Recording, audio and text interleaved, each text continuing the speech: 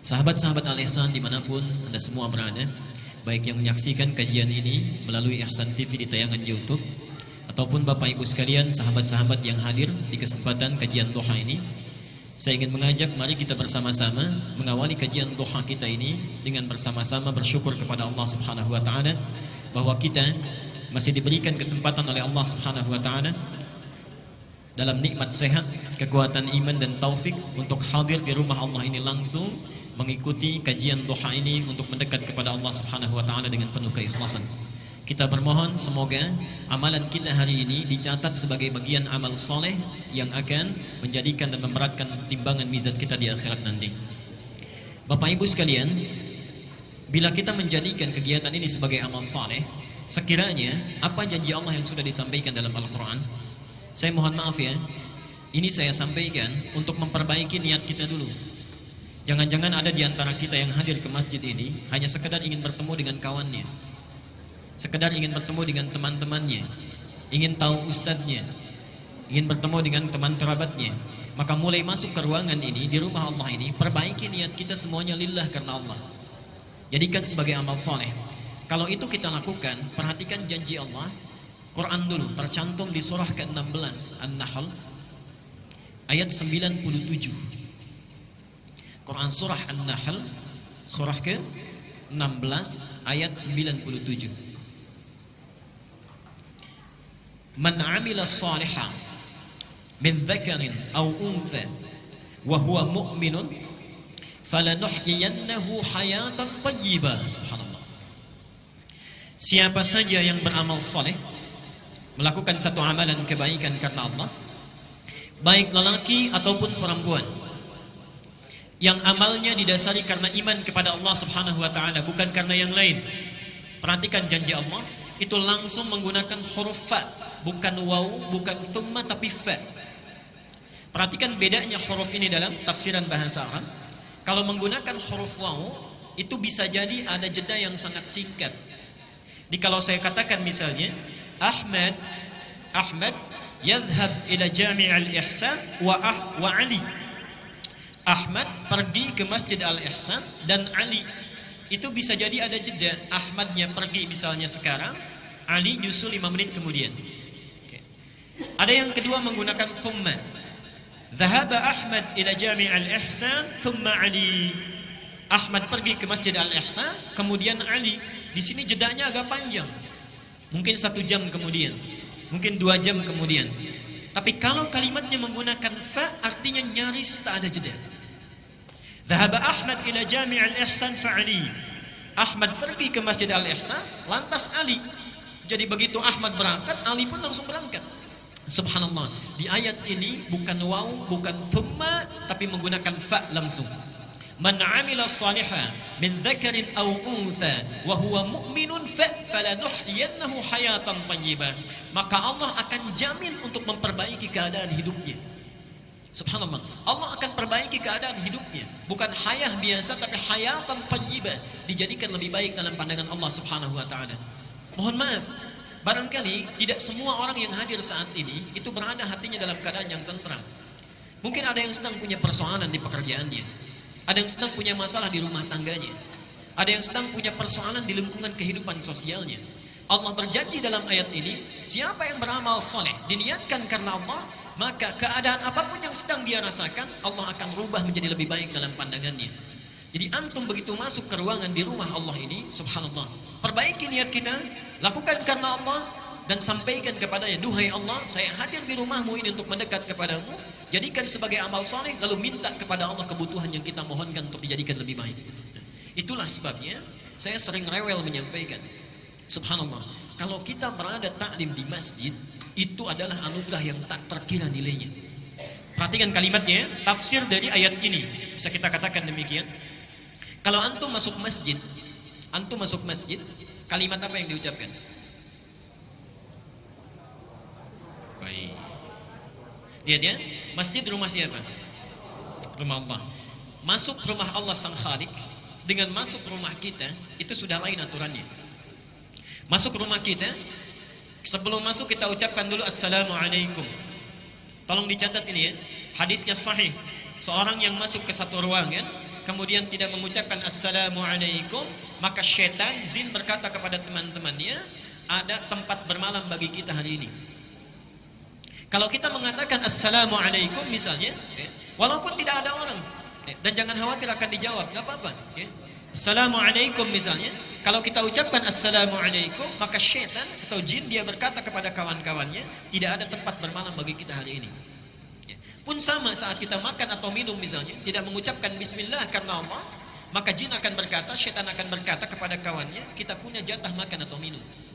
Tapi kalau kita bacakan bismillah, sebut nama Allah, dia akan berkata, tidak ada jatah bagi kita hari ini, baik makan ataupun minuman. Rumah Allah beda cara masuknya. Antum rumah biasa, assalamualaikum, masuk ke rumah Allah, kaki kanan yang dilangkahkan, dan kalimatnya lain, Allahumma ftahli abwaba rahmatik. Subhanallah. Tolong fokus ke sini ya. Ya Allah, barangkali antum selama ini cuma dibaca, tapi sebetulnya Allah sedang menunggu kita. Allahumma ya Allah, iftahli, bukakan kepadaku, bukakan untukku, abwaba, pintu-pintu, bukan hanya satu pintu. Ini bukan pintu fisik yang dimaksudkan. Abwaba rahmatik, pintu-pintu rahmatmu yang luas itu. Kalimat rahmat di Quran wujudnya ada 3. Satu, rahmat itu bisa berarti solusi dan kasih sayang Allah yang diberikan bagi orang yang sedang punya masalah, punya persoalan. Itu ada dalilnya di Quran surah Al-Baqarah 155 sampai 157. Quran surah 2 Al-Baqarah ayat 155 sampai 157. Dan nanti keterangannya, tafsirnya ada di Quran surah At-Taubah surah 9 ayat yang ke-18. Perhatikan kalimat Qurannya, subhanallah, ini indah sekali. وَلَنَبْلُوَنَّكُمْ بِشَيْءٍ مِنَ الْخَوْفِ وَالْجُوعِ وَنَقْصٍ مِنَ الْأَمْوَالِ وَالْأَنْفُسِ وَالثَّمَرَاتِ وَبَشِّرِ الصَّابِرِينَ 155. الَّذِينَ إِذَا أَصَابَتْهُمْ مُصِيبَةٌ قَالُوا إِنَّا لِلَّهِ وَإِنَّا إِلَيْهِ رَاجِعُونَ 156. Sekarang lihat 157-nya. أُولَئِكَ عَلَيْهِمْ صَلَوَاتٌ مِنْ رَبِّهِمْ وَرَحْمَةٌ وَأُولَئِكَ هُمُ muhtadun. Berhenti di sini. Mohon fokus ke sini, ke ayatnya. Kata Allah, dan siapapun yang hidup itu, pasti kami akan uji kehidupannya dengan berbagai ujian yang bermacam-macam. Minal khauf, ada yang gelisah, khawatir, takut. Di antara kita juga pasti itu ada yang gelisah. Tidak mungkin orang hidup tidak gelisah. Gelisah kalau anak terlambat datang ke rumah. Gelisah kalau suami telat. Gelisah kalau istri belum pulang jam sekian dan sebagainya. Gelisah kalau pekerjaan kita belum menghasilkan seperti yang diharapkan. Wal ju', kekurangan makanan. Wa naqsin minal amwal, kekurangan harta. Wal anfus, ada yang sakit sampai dengan wafat. Wath thamarat, ada yang bekerja tapi hasilnya tidak sesuai harapan. Pasti kita akan alami itu. Seakan-akan, mohon maaf, manusia itu tidak akan luput dari masalah. Tidak ada orang hidup gak punya masalah. Kata Allah, wabashiris sabirin, berikan kabar gembira kepada orang yang sabar saat dia menerima ujian itu. Siapa mereka? Alladzina idza asabathum musibah qalu inna lillahi wa inna. Perhatikan rumusnya. Kita qalu di sini bukan hanya berkata, bukan. Kata qaul itu juga bisa berarti meyakini. Meyakini dengan sangat yakin. Jadi kalau antum sedang punya masalah, rumus cepatnya jangan mengeluh. Mengeluh itu tidak menyelesaikan persoalan. Antum datang ke sini ada macet, terjebak lampu merah. Antum keluh kesah sana sini, memarahi lampu, itu tidak akan berubah, tetap merah. Kita menggerutu, situasi tidak akan berubah. Jalan yang pertama kita lakukan, qalu inna lillahi wa inna ilaihi rajiun. Subhanallah, alhamdulillah, Allah sudah mengatur ini. Memang ini jalannya yang harus saya lalui. Kalau seseorang mendekat kepada Allah, lahir ketenangan dalam jiwanya. Kalau dia sudah tenang, dekat dengan Allah, perhatikan 157-nya. Ulaika alaihim salawatu min rabbihim. 1. Orang-orang yang punya sikap seperti ini dipuji oleh Allah. Wa rahmah, kalau sudah dipuji diberikan rahmat. Apa bentuk rahmat itu? Wa ulaika humul muhtadun, diberikan solusi, petunjuk untuk menyelesaikan seluruh masalah-masalahnya. Subhanallah. Bapak Ibu sekalian, ketika antum masuk ke masjid, awas, di antara kita barangkali ada yang lupa. Dibuka pintunya, mengucapkan Allahumma ftahli abwaba rahmatik, bukakan pintu-pintu rahmatmu ya Allah.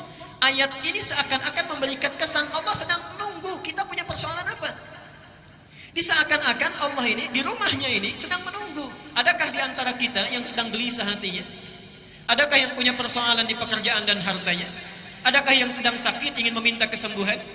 Adakah yang sedang punya persoalan omsetnya barangkali tidak naik, stagnan, terus turun dan sebagainya? Antum masuk ke ruangan masjid, Allah sudah tunggu. Jadi kalau kita sudah berada di dalamnya, tunaikan salat 2 rakaat, duduk sibukkan diri kita untuk meminta kepada Allah Subhanahu wa taala. Orang yang minta diberi nama dengan muhtadun, kalau sudah diberikan diberi nama dengan muhtadin. Lihat di surah At-Taubah ayat ke-18 tadi, tafsirnya. Innama ya'muru masajidallahi man amana billah wa aqama as-salah wa ata az-zakah wa lam yakhsha illallah fa 'asa ulaika ay yakunu minal muhtadin. Yang memakmurkan masjid Allah itu kalangannya terbatas. Kalangannya terbatas, subhanallah.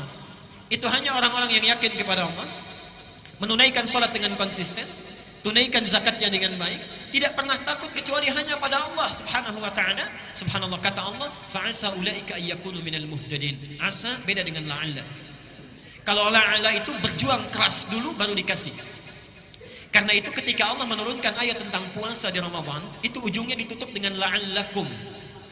Terulang sebanyak 59 kali dalam Al-Quran. La'allakum itu artinya sesuatu baru diberikan kalau dia serius. Kalau serius. Karena itu jangan harap setiap orang yang puasa itu bisa takwa, belum tentu.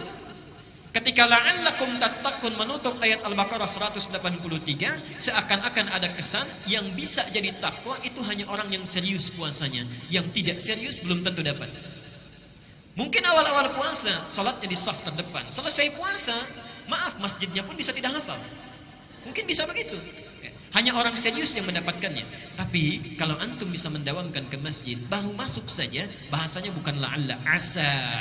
Asa itu kalau kita lakukan dengan yakin, Allah cepat kasih. Allah cepat kasih.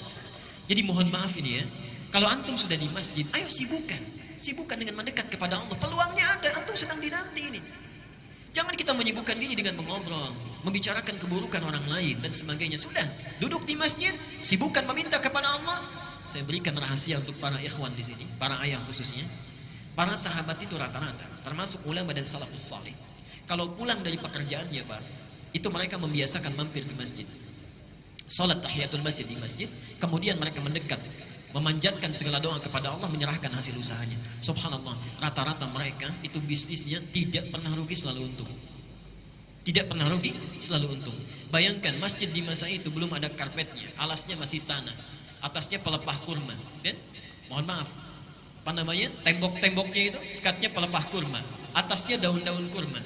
Kalau masjid yang terbatas saja mereka sudah bisa melakukan dengan baik, maka antum, masjidnya yang hadir di samping tempat kita, tempatnya bagus, ada AC-nya, karpetnya baik, segalanya cukup, belum sempat menyentuh kita untuk mendekat kepada Allah, maka dengan cara apa lagi Allah mesti fasilitasi. Itu bagian yang pertama. Yang kedua, rahmat itu juga bisa berarti ampunan Allah bagi orang yang punya dosa tanpa batas. Bagi orang yang punya dosa yang berlebih. Quran surah 39 ayat 53, Az-Zumar. Quran surah 39 ayat 53. Qul li'ibadiyalladzina asrafu ala anfusihim la taqnatu min rahmatillah. Katakan Muhammad kepada hamba-hambaku yang berbuat dosa dengan israf. Israf itu berlebihan. Jadi kalau ada orang minum 1 gelas, yang ini 8 gelas. Ini makan 1 piring, yang ini 4 piring. Ini belanja sesuai kebutuhan, ini setiap yang dilihat harus dibeli, kalau perlu ngutang. Itu israf namanya. Ada orang israf berbuat dosa. Yang ini cuma gosip, yang ini bohong, yang ini mencuri, yang selanjutnya itu semuanya dilakukan. Gosip iya, bohong jalan, mencuri dilakukan. Terpikir dia untuk tobat, datang ke rumah Allah misalnya, dibuka pintu masjid, langkahkan kaki kanan, diucapkan Allahumma ftah li abwaba rahmatik. Berlaku ayat ini, la taqnatu min rahmatillah, jangan putus asa dari rahmat Allah. Ketika antum masuk ke sini, seakan-akan itu Allah sedang menunggu. Kalau bahasa bebasnya, Anda merasa punya salah apa? Punya dosa apa? Dan saya sangat punya keyakinan tidak ada di antara kita yang bebas dari dosa. Tidak ada. Bahkan kadang-kadang dalam ngaji pun kita masih ada dosanya. Karena itu ketika antum masuk, manfaatkan, minta mohon ampunan kepada Allah. Dan yang terakhir, rahmat itu juga bisa berarti karunia Allah yang berlimpah tanpa batas. Di dunia disebut dengan Rahman, di akhirat disebut dengan Rahim. Dan itu kita mintakan minimal 17 kali dalam sehari. Setelah Alhamdulillahirabbil alamin, apa yang kita baca? Ar-Rahmanir Rahim. Jadi mohon maaf, sunnahnya nanti dengan siapapun antum mengaji, kalau sudah masuk masjid, minta kepada Allah kemuliaan, Allah sedang menunggu, langsung sibukkan. Kalau kita tidak meminta kebaikan dari persoalan kita, minta diselesaikan. Yang kedua, minta ampunan dari dosa yang kita miliki. Dan yang ketiga, antum punya persoalan apapun dunia, mohonkan rahmat Allah Subhanahu wa taala. Semoga Allah memberikan kebaikan kepada kita dengan itu. Baik. Bapak Ibu sekalian, khususnya hari ini saya mohon kepada Bapak Ibu sekalian, perbanyak amal soleh kita. Jangan hanya dengan ta'lim saja. Pulang ke rumah, tingkatkan amal yang lainnya, jamaahnya, salatnya, tilawah Qur'annya. Kenapa? Karena nanti kita akan buka kajian kita ini dengan menyampaikan hadis Nabi Muhammad SAW tercantum di Sahih Al-Bukhari nomor hadis 518. Dan isi hadis ini hanya akan datang setahun sekali. Antum, saya, kita semua belum tentu bisa hidup sampai tahun depan. Kalau sudah sadar tidak mungkin hidup sampai tahun depan, belum tentu masanya, maka yang ada di hadapan kita jangan disia-siakan. Apa bunyi hadisnya? An Ibnu Abbas radhiyallahu anhuma. Hadis ini diriwayatkan oleh Ibnu Abbas, Abdullah bin Abbas. Semoga Allah memberikan ridha kepadanya dan kepada ayahnya Abbas. Qala, beliau menyampaikan, qala Rasulullah sallallahu alaihi wasallam, Rasulullah sallallahu alaihi wasallam bersabda, "Ma min ayyamin al-'amalu shalihu ahabbu ila Allah fiha min hadhihi al-ayyam al-'ashr." Kata Rasulullah sallallahu alaihi wasallam, saya terjemahkan dulu bagian dari hadisnya. Tidak akan ditemukan hari-hari dari sepanjang hari yang dilalui oleh manusia setiap tahunnya, yang kalau kita beramal soleh di hari-hari itu, subhanallah, amal soleh kita akan sangat dicintai, diistimewakan, dilipat gandakan pahalanya oleh Allah dibandingkan hari-hari biasa. Itulah 10 hari pertama di bulan Dzulhijjah. 10 hari pertama di bulan Dzulhijjah. Kalau kita bertanya berapa gambaran pahalanya, perhatikan, sahabat memberikan ilustrasi. Qalu, para sahabat bertanya, "Ya Rasulullah, wahai Rasulullah, walal jihadu fi sabilillah?" Apakah jihad fi sabilillah tidak mampu menandingi pahalanya kalau kita beramal di 10 hari pertama Dzulhijjah ini dengan keutamaannya? Qala Rasulullah sallallahu alaihi wasallam, dijawab oleh Nabi sallallahu alaihi wasallam, "Walal jihadu fi sabilillah." Bahkan jihad fisabilillah pun tidak bisa menandingi keutamaan amal soleh di waktu ini, illa rajulun, kecuali bila ada seseorang kharaja bi nafsihi wa malihi, yang dia berjuang dengan jiwa dan hartanya, thumma lam yarji' bidzalika min syai', kemudian dia tidak kembali lagi setelah dia berjihad, itu artinya wafat. Jadi kalau antum melakukan amalan kebaikan saat ini, kemudian kita perbanyak amal soleh kita, itu nilainya lebih tinggi dibandingkan fi sabilillah, kecuali kalau ada orang yang beramal satu amalan ini, dia masih unggul, yaitu yang berjihad dengan harta dan jiwanya sampai dia wafat. Maaf ya, saya berikan gambaran dulu sebentar. Ini penting, saya khawatir terlewat ya. Kalau antum masih belum termotivasi sekiranya untuk beramal, memperbanyak amalan, ayo saya berikan gambaran sederhana saja. Sekarang masing-masing tanyakan pada diri kita, berapa usia kita? Oke, dijawab masing-masing saja. Saya tahu rata-rata 17 tahun ke atas. Oke. Misal, ambil rata-rata 40 tahun. Penelitian menunjukkan, dan sering saya sampaikan ini, setengah usia manusia itu dipakai tidur. Dipakai tidur. Jadi kalau orang usia 40 tahun, yang tidur berapa tahun? Sisanya beraktivitas. Taib. Makannya, minumnya, salatnya, ngobrolnya, bekerjanya, termasuk maksiatnya ada di sini. Maaf, kalau antum wafat hari ini, misal detik ini pas misalnya wafat kita, baik. Kira-kira rumah kita yang kita bekerja keras puluhan tahun untuk dibangun itu dibawa tidak? Tidak, baik. Mobil dibawa? Handphone? Baik. Kalau tidak, diinfakkan aja di sini ya, supaya bisa ditukar nanti. Baik. Amal soleh ya. Yang dibawa apa? Amal soleh. Ibadah kan? Baik, ibadah. Saya mau tanya, dari 20 tahun beraktivitas, yang jadi ibadah berapa tahun? Ambil setengahnya bisa, 10 tahun. Artinya, awas, hati-hati. Masih sempat kita bisa tertawa. Hati-hati. Jangan-jangan kita wafat, bekal kita belum cukup. Orang yang usia 40 tahun saja, amalan yang mungkin dibawa menghadap kepada Allah itu cuma 10 tahun. Diterima tidak? Belum tentu. Baik. Syarat diterima amalan itu ikhlas. Wa ma umiru illa liya'budullaha mukhlishina lahuddin. Dari 10 tahun yang ikhlas berapa tahun? Misal setengah, 5 tahun, misal 5 tahun. Jadi orang yang hidup dengan usia 40 tahun, itu potensi amal produktif yang dibawa saat dihisab menghadap Allah itu cuma 5 tahun. Dosanya berapa tahun? Subhanallah. Gak usah banyak-banyak ya, gak usah banyak-banyak. Misal, dosanya 10 tahun. Yang dibawa cuma 5 tahun. Dan kita sudah paham bahwa amal yang ini tidak akan cukup menutup dosa-dosa kita.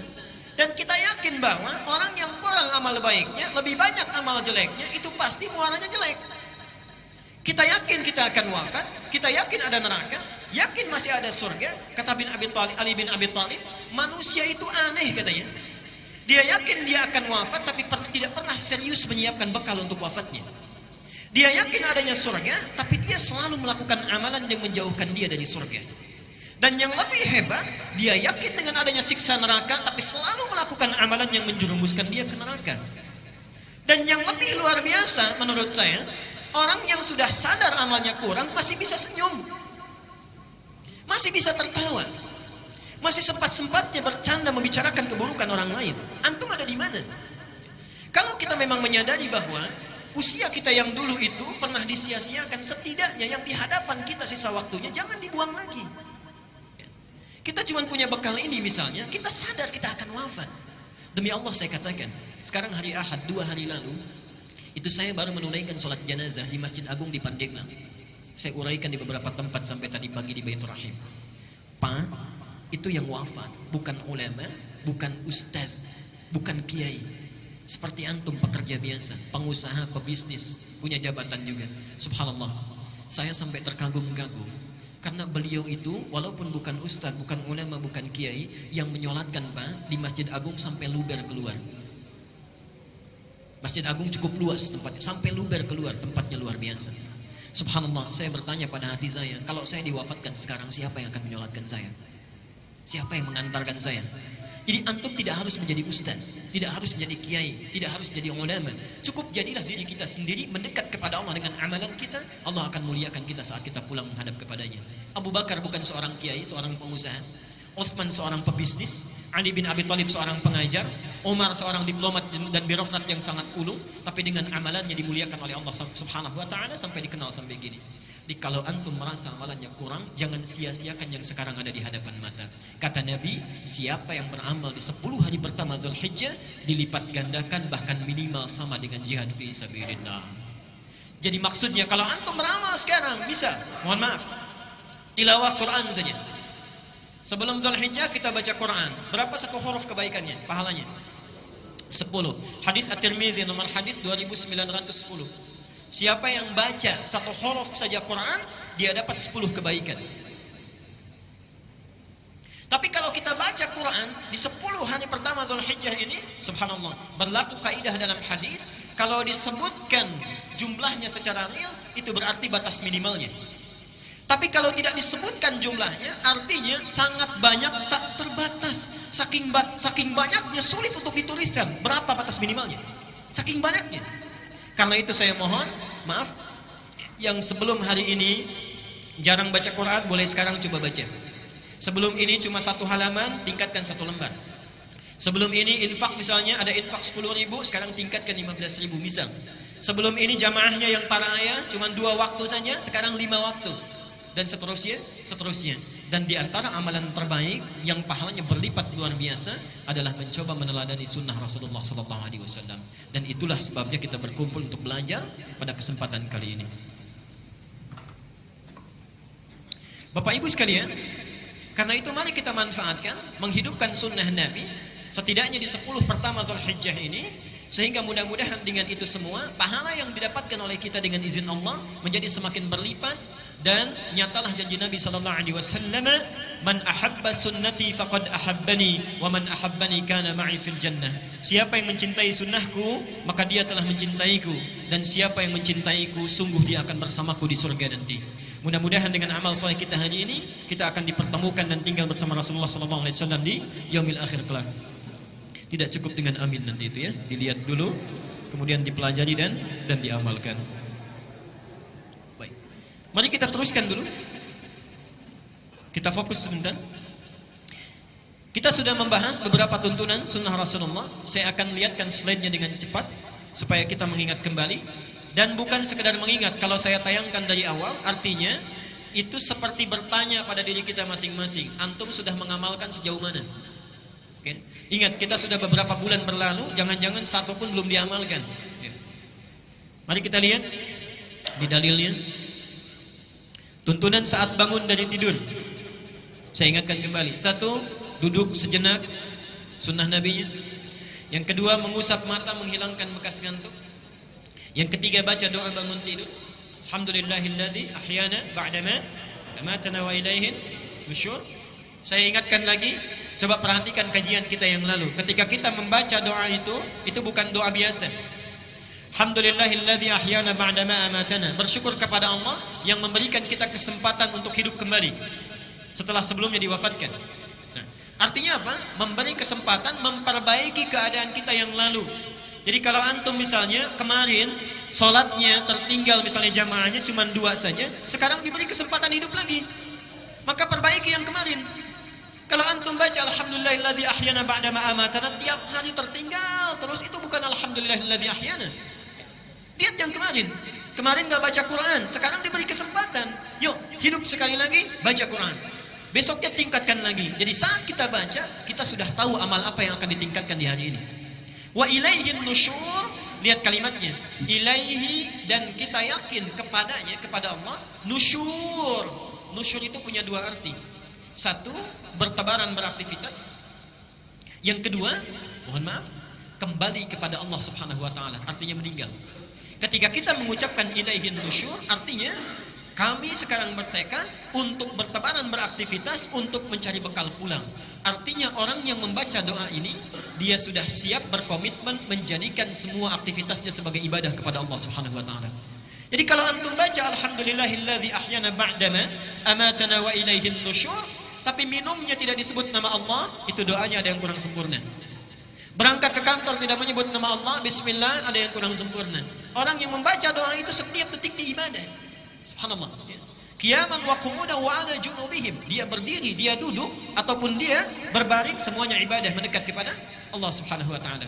Karena itulah untuk menguatkan tekad kita, yang keempat, dibaca 10 ayat terakhir di surah Ali Imran. Supaya ini tafsirnya. Ketika membaca wa ilaihin nusyur, apa tafsirnya? Inna fi khalqis samawati wal ardi wa ikhtilafil laili wan nahari la ayatin liulil. Seterusnya, alladzina yadhkuruna Allaha qiyaman wa qu'udan wa 'ala junubihim. Subhanallah. Jadi antum kalau baca doa ini, para ayah, berangkat ke kantor, bismillah, jadikan ibadah. Macet, bismillah. Baca Quran, bismillah. Minum, bismillah. Semua jadi ibadah. Kalau antum tinggalkan ini, rugi kita. Rugi kita, tidak jadi amal soleh. Wal 'asr innal insana lafi illa alladzina wa amilus solihat. Kalau aktivitas kita tidak jadi amal soleh, walaupun kita beriman, rugi kita karena tidak mendapatkan bekal yang cukup untuk pulang. Hadisnya sudah saya sebutkan. Yang selanjutnya, saya teruskan dulu pelan-pelan ya untuk mengingatkan. Amalan selanjutnya, kalau sudah keluar dari tempat tidur, mencuci kedua telapak tangan dulu, kemudian bersiwak, berwudu dengan sempurna. Atau kalau yang memiliki hajat, dia bisa melakukan mandi janabah. Kemudian setelah itu bangun di pertengahan malam. Ingat, bangunnya bukan kesiangan ya. Sunnah Nabi, harus saya ingatkan dulu, keluar kamar mandi penting dicatat. Ini bukan kesiangan setelah subuh baru bangun, bukan ya. Jadi persis tidur lebih awal, bangun di pertengahan malam atau sepertiga malam, duduk, bersihkan bekas ngantuk, baca doa, kemudian 10 ayat terakhir di surah Ali Imran, keluar, cuci tangan, bersikat gigi siwak, kemudian berwudu, sempurnakan wudunya, atau ingin kita mandi dulu, baru kemudian setelah itu tunaikan salat tahajud. Dan di sini kemarin kita berhenti bahasan kita. Coba tanyakan sampai antum duduk di sini, dari sekian sunnah sudah berapa yang diamalkan? Kalau ada yang terlewat maka malam ini jangan lewatkan lagi ya. Sudah kita bisa maksimalkan. Pembahasan kita kemarin berhenti di topik ini tentang menunaikan salat tahajud. Bapak Ibu sekalian, saya akan ringkas dulu sebentar sampai kemudian kita lanjutkan kepada bagaimana sifat tahajud Nabi sallallahu alaihi wasallam. Yang pertama, Nabi sallallahu alaihi wasallam memberikan pesan yang sangat kuat kepada kita agar sedapat mungkin dalam setiap aktivitas kehidupan kita, sedapat mungkin bisa menunaikan salat tahajud di pertengahan malam. Bisa menunaikan salat tahajud dalam pertengahan malam sampai dengan sepertiganya. Baik. Kenapa ini penting dilakukan? Walaupun hukumnya itu tidak berhukum wajib. Walaupun hukumnya tidak berhukum wajib. Ternyata ada keistimewaan-keistimewaan yang ditunjukkan oleh Al-Quran sekaligus sunnah Nabi SAW yang memberikan begitu banyak keistimewaan yang khusus diberikan pada orang yang tahajud, dan tidak akan pernah keistimewaan ini diberikan pada orang-orang yang tidak tahajud sekalipun salat fardunya itu sempurna. Misal salat fardu yang 5 waktu dia wajib, bagus, khusyuk ditunaikan, baik dilakukan karena Allah, tapi tidak tahajud, dia tidak akan dapat kemuliaan-kemuliaan ini. Apa diantaranya? Satu, Rasulullah menyampaikan dalam hadis riwayat Muslim nomor hadis 1163. Beliau menyampaikan, afdalus salati ba'dal fardhati salatul laili. Afdalus salati, salat yang paling utama ba'dal fardhati, setelah salat fardhah itu, maksudnya yang 5 waktu dari mulai subuh, zuhur, asar, maghrib kemudian isya, itu yang paling utama, yang paling bagus salatul laili, salat yang ditunaikan pada malam hari, yaitu yang dimaksud salat tahajud. Jadi sifatnya saja sudah disebut oleh Nabi sebagai salat yang sangat utama. Satu. Yang kedua, apa rincian dari keutamaan ini? Mari kita lihat pelan-pelan. Satu, disebutkan oleh Allah dalam Al-Quran surah 73 Al-Muzammil. Surah Al-Muzammil kemarin pernah kita bahas ayat yang ke-6. Inna nasyi'atal laili hiya asyaddu wat'aw wa aqwamu qila. Satu, ini kata Quran, sifat kekhusyuannya saja. Sifat kekhusyuannya, salat malam itu kalau ditunaikan akan lebih khusyuk, lebih menyentuh ke dalam jiwa dibandingkan dengan salat yang ditunaikan di siang hari. Subhanallah. Inna nasyi'atal laili, sungguh bangun malam itu, hiya asyaddu wat'aw wa aqwamu qila, dia akan lebih menyentuh ke dalam jiwa, wa aqwamu qila, dan memberikan semangat yang kuat tatkala kita menyebutkan berbagai permohonan kepada Allah. Tolong jeli ya, jeli membaca ayat ini. Silahkan dibuka ayat 7 sampai 8-nya. Dibuka ayat 7 sampai 8-nya. Ya ayyuhal muzammil qumil laila illa qalila nisfahu wa inqus minhu ila qalila wazid alaihi warattilil qur'ana tartila. Baik ya. Inna sanulqi 'alaika qawlan thaqila inna nasyi'atal laili hiya asyaddu wat'aw wa aqwamu qila. Sekarang lihat ayat 7-nya. Innalaka fin nahari sabhan tawila. Saya berikan rahasianya di sini ya. Yang buka mushaf, saya tidak tuliskan di sini. Yang bawa mushaf, coba dibuka juga tafsirnya surah Al-Insan. Al-Insan ayat 26. Bukan Al-Ihsan ya, karena nggak ada Al-Ihsan di Quran. Al-Insan. Al-Insan ayat 26.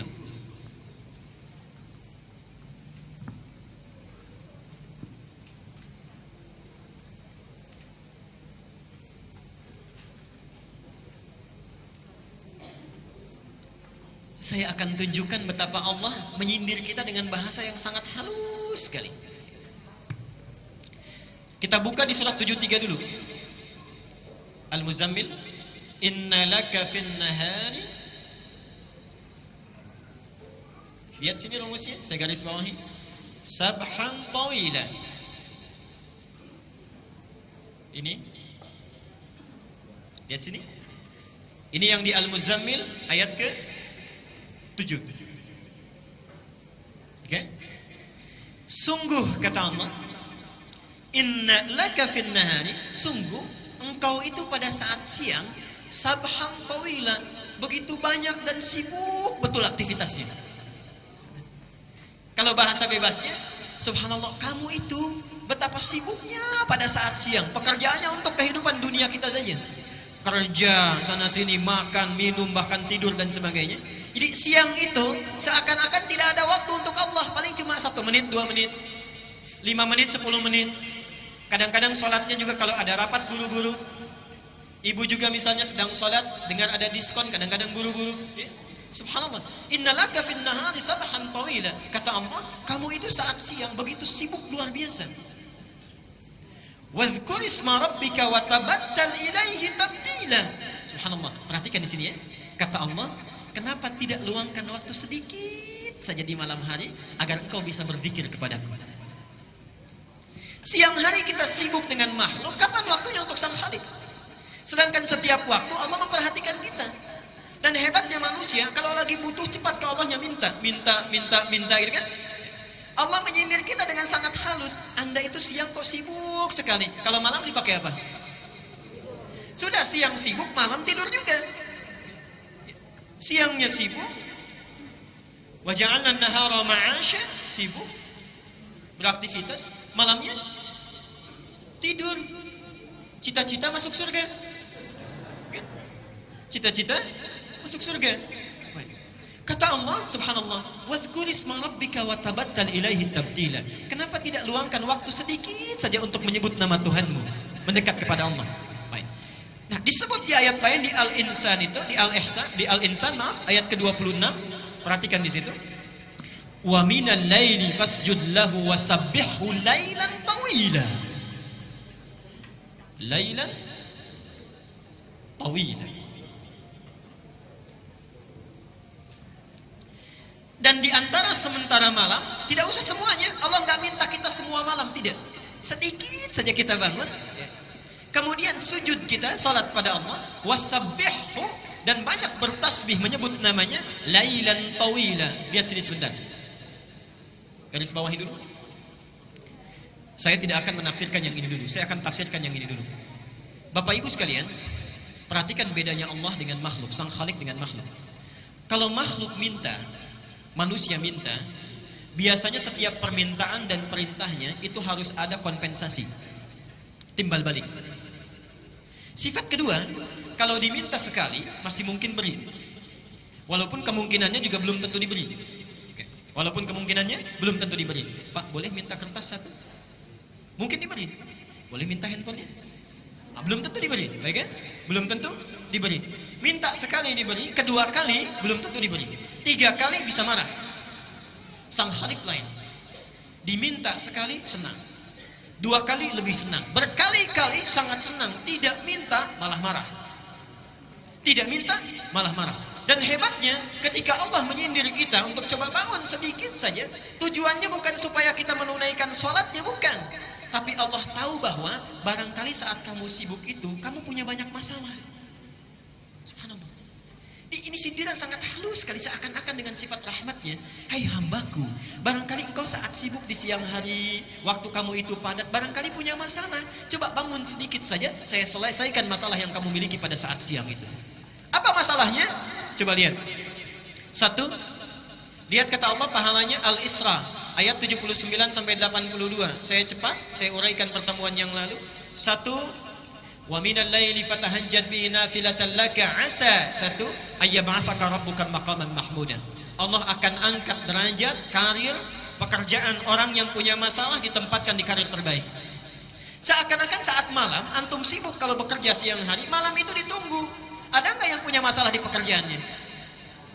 Wa qur rabbi adkhilni mudkhala sidqin. Ya Allah, mohon bimbing kami memulai pekerjaan ini dengan baik. Orang yang tahajudnya itu bangun dia ditunaikan, maka Allah akan bimbing dia mengawali aktivitasnya dengan bimbingan terbaik. Wa akhrijni mukhrajas sidqin. Subhanallah. Kalau dia memiliki kesulitan dimanapun itu, misal di pekerjaan, misal di rumah, misal dalam kehidupan harian, itu dibimbing oleh Allah, dilepaskan dari segala persoalan yang dialami. Waj'alni min ladunka sultanan nasira, kalau diganggu oleh orang lain langsung Allah yang menolongnya. Pak Ibu sekalian, kita ini aneh. Kita merasa punya kesulitan, Allah sudah menunggu kita, tapi kita abai. Padahal ketika Allah minta kita bangun, nggak usah banyak-banyak, sedikit saja. Saya tahu kamu sibuk nanti siang hari. Bangun sebentar saja. Kalau kamu bangun, silahkan punya persoalan apa. Saya selesaikan setiap persoalan yang engkau bawa saat siang itu. Kalau orang sudah merasa kenikmatan dengan tahajud, maka sifatnya akan lain. Dia satu kali bangun misalnya, diberikan oleh Allah anugerah tahajud, ada kenikmatan di dalamnya, dipuji oleh Allah, mendapatkan keutamaan kebaikan. Ketika kenikmatan dunia saja sudah dirasakan, subhanallah, lihat. Wa qul ja'al haqqu wa zahaqal batilu innal batila kana. Begitu tahajud dia diberikan janji Allah dengan pasti, yakin di situ.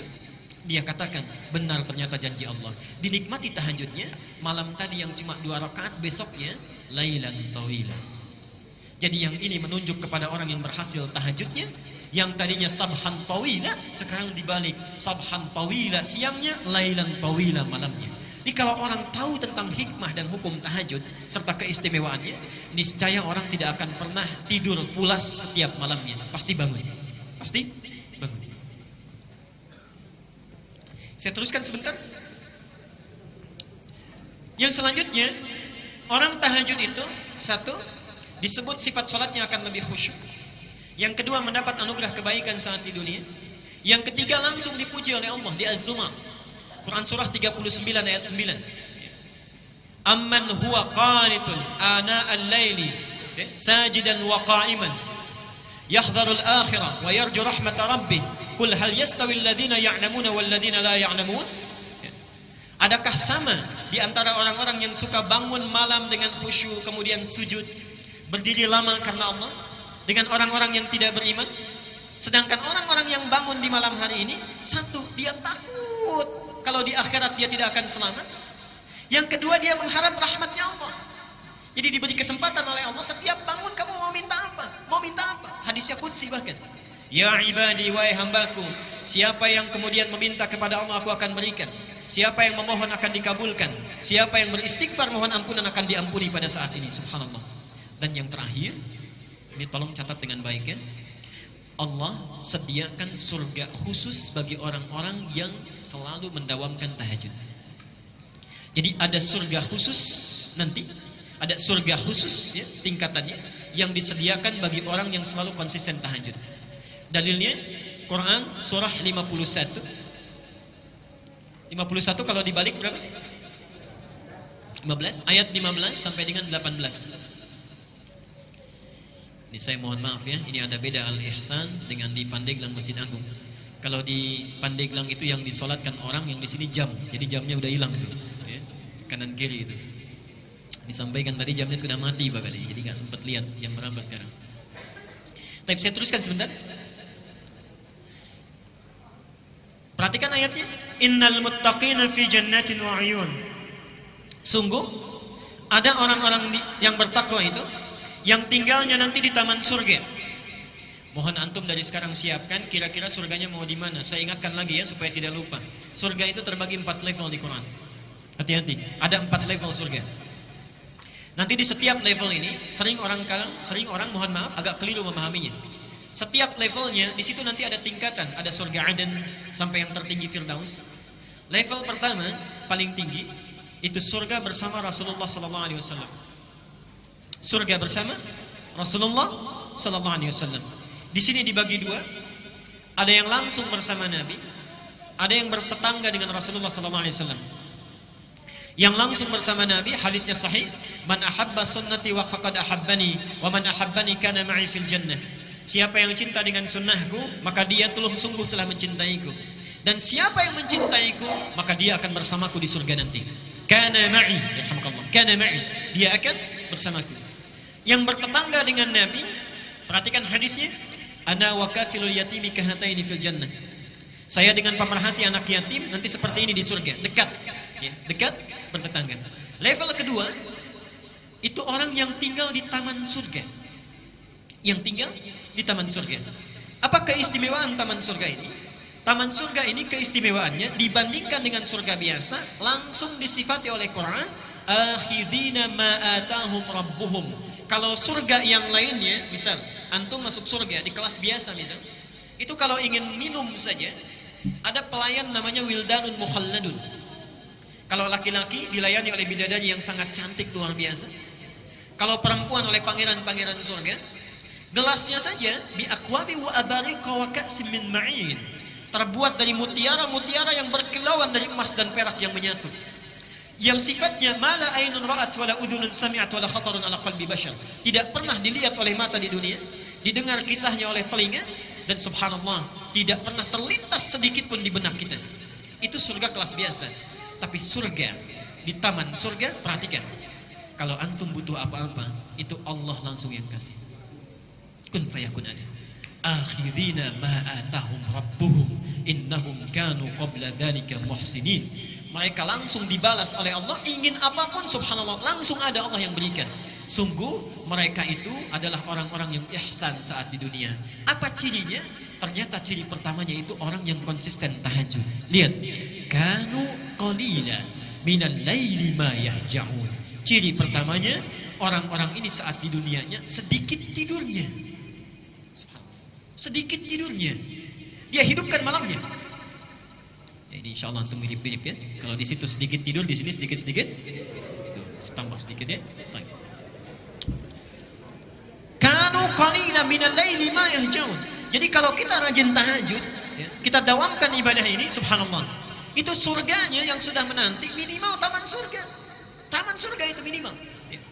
Kalau antum misalnya tambah lagi dengan yang lain, kita dawamkan misalnya, subhanallah, sholat sunnahnya yang qabliyahnya 12 rakaat tidak pernah ditinggalkan, didawamkan terus, dibikinkan rumah lagi, dibikinkan istana di dalam surga. Kalau antum tinggalkan canda yang tidak bermanfaat, misal canda yang tidak bermanfaat itu yang ada bohongnya, hanya untuk membuat orang lain tertawa misalnya, itu subhanallah dibangunkan oleh Allah istana di pinggiran surga.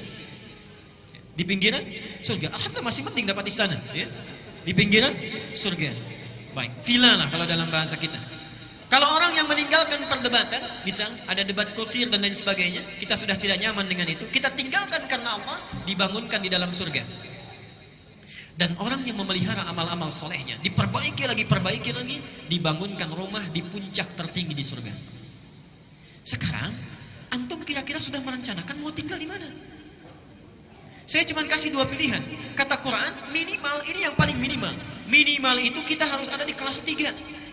Yang ketiga itu tempat surga yang seluas langit dan bumi. Seluas langit dan bumi. Dalilnya ada di Ali Imran, nomor ayat 133 sampai 134. Quran surah 3 ayat 133 dan 134. Lihat ayatnya. Wasari'u ila maghfiratin min rabb wa jannatin arduha samawati wal ardu 'iddat lil muttaqin. Subhanallah. Sejenak. Kata Allah, segera engkau beristighfar kepada Allah. Mohon ampun taubat kepadanya. Dan bahkan punya cita-cita minimal punya rumah di surga seluas langit dan bumi. Subhanallah. Itu minimal yang akan disediakan bagi orang yang takwa. Apa amalannya? Ustaz, saya nggak sempat kalau tahajud. Tilawah Quran saya kurang bagus. Puasa juga kayaknya kurang mampu. Apa yang bisa dilakukan? Subhanallah. Lihat 134-nya. Alladzina yunfikuna fis sarai wad dharra. Dia gemar membantu sesamanya. Ada tetangganya kurang dia bantu. Walaupun cuma cukup air putih, dia bantu orang lain. Apa yang bisa dia persembahkan dia berikan. Wal kadhiminal ghaidha. Dia sanggup menahan amarahnya. Wal 'afina 'anil nas, ada orang salah dia maafkan. Jadi antum misalnya kalau sadar diri kita punya kemampuan amalan, tidak bisa melakukan yang lain, tunggangi yang lainnya. Pak, ada seorang pemuda, ini kisah ayat ini disampaikan. Seorang pemuda, Rasulullah sedang ta'lim seperti ini. Tiba-tiba kata Nabi, saya dengar langkah penghuni surga. 3 kali disebutkan, Ali dengan Mu'adz itu penasaran. Ketika penasaran diikuti sampai rumahnya, dilihat orang ini satu tidak tahajud. Yang kedua, bacaan Qur'annya terbata-bata, tidak lancar. Subhanallah. Yang ketiga, saat Mu'adz dan Ali puasa, dia tidak puasa sunnah. Besoknya penasaran ditanya, kata orang ini, kata pemuda ini, lastu min ahli tahajud. Saya memang tidak mendawamkan tahajud. Walastu Lalastu min ahli siyam, saya pun bukan termasuk orang yang ahli puasa. Walam ujid qiraatal Qur'an, dan bacaan Quran saya tidak sebagus kalian. Perhatikan jawabannya.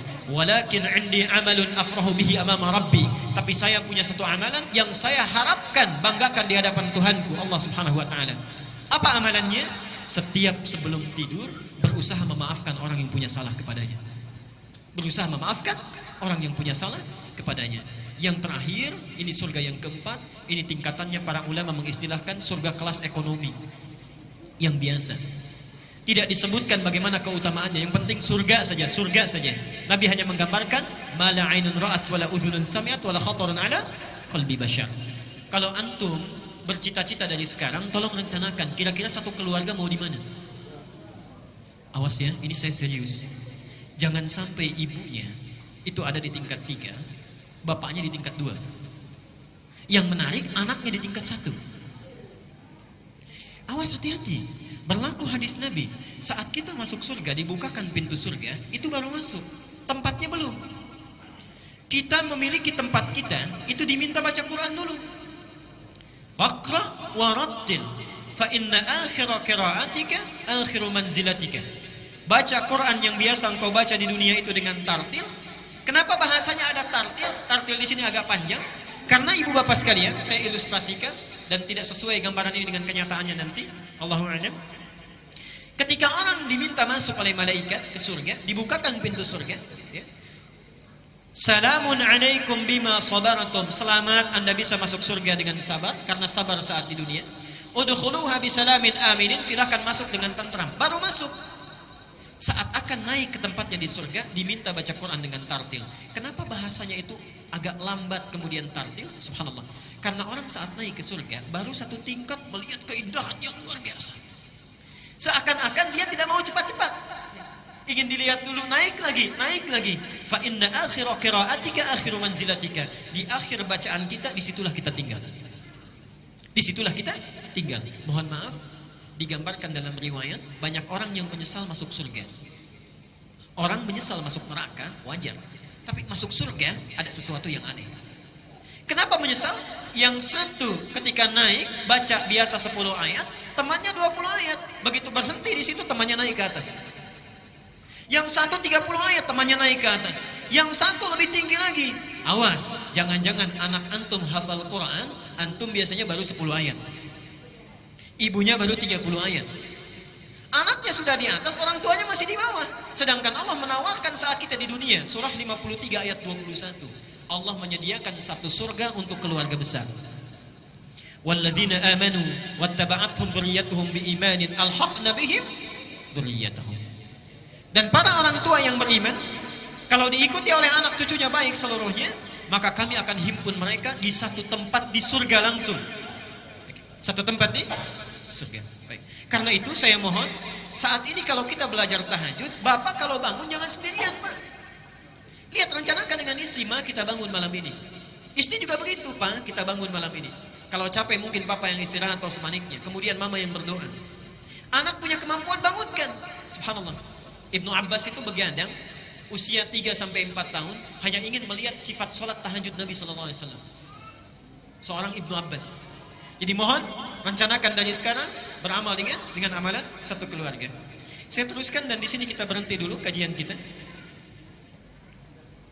Sekarang sifat tahajud Rasulullah sallallahu alaihi wasallam. Nanti kita akan jeda dulu sejenak di sini, kita buka untuk diskusi dulu. Bapak Ibu sekalian, kalau sekarang kita sudah merencanakan, insya Allah saya akan bangun malam nanti misal. Kemudian kita sudah siap untuk tahajud. Bagaimana cara Nabi mengajarkan kita tahajud? Bagaimana sifat sholatnya? Disampaikan oleh para sahabat, yang lebih banyak diriwayatkan oleh kerabat Nabi SAW. Ada diantaranya Aisyah, diantaranya Ibnu Abbas, dan diantaranya Ibnu Umar. Mari kita lihat beberapa keterangannya. Satu, dari segi bacaannya, Nabi SAW diriwayatkan hadis dari Al-Bukhari, nomor hadis 3569, dan hadis Muslim nomor hadis 738. Ini hadis diterima dari Aisyah radhiyallahu anha. Kata Aisyah, adalah Rasulullah SAW selalu menunaikan qiyamul lail, salat malamnya itu, selalu menunaikan salat malamnya, baik di Ramadan ataupun di luar Ramadan, kata Aisyah, itu ditunaikan dengan 4 rakaat. Jangan tanya tentang bagus bacaannya, jangan tanya tentang panjang bacaannya. Kadang disatukan, jangan tanya tentang panjang dan bagusnya. Artinya apa? Sunnah saat kita menunaikan tahajud, mohon maaf, kita bisa fokus di sini. Sunnah saat menunaikan tahajud sedapat mungkin dibaca dengan tartil, berapapun ayat yang bisa kita hafalkan dan bisa kita baca. Sedapat mungkin dibaca dengan tartil.